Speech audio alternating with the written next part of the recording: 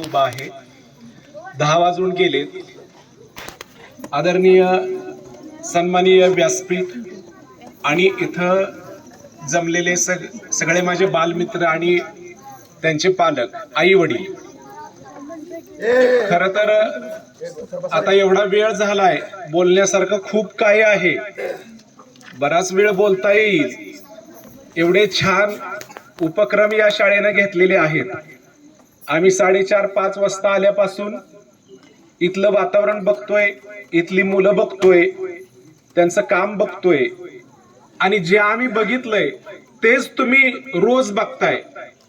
त्याच्यामुळं आपल्या मुलांना कुठं आपण ठेवलं पाहिजे आणि मुलांच्यासाठी झटणारं कोण आहे हे तुम्ही रोज बघताय. त्याच्यामुळं मी जास्त काही बोलण्याची गरज नाही. आज एवढ्या 200, 300, 400 किलोमीटर वरून आम्ही या ठिकाणी आलोय म्हणजे काहीतरी इथं नक्कीच वेगळं घडतंय हे पाहायला खरोखरच मिळालं आणि पाहून आनंद पण झाला.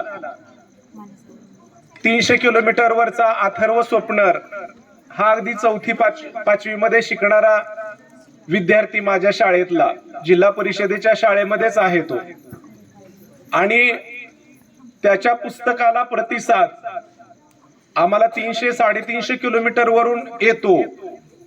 आणि हे सगळं म्हणजे विश्वास न बसणार आहे.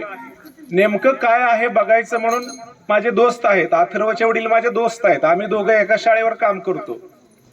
चला तर बघूया म्हटलं काय आहे, म्हणून आलो. आणि खरोखरच इथं एवढं सुंदर नियोजन, इथली एवढी सुंदर मुलं, हे सगळं पाहून आम्ही भारावून गेलो.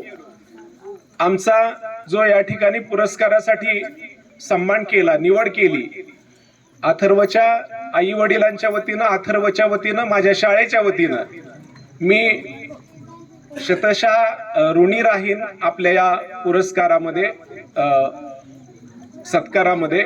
एवढंच मी या ठिकाणी बोलतो आणि थांबतो. धन्यवाद.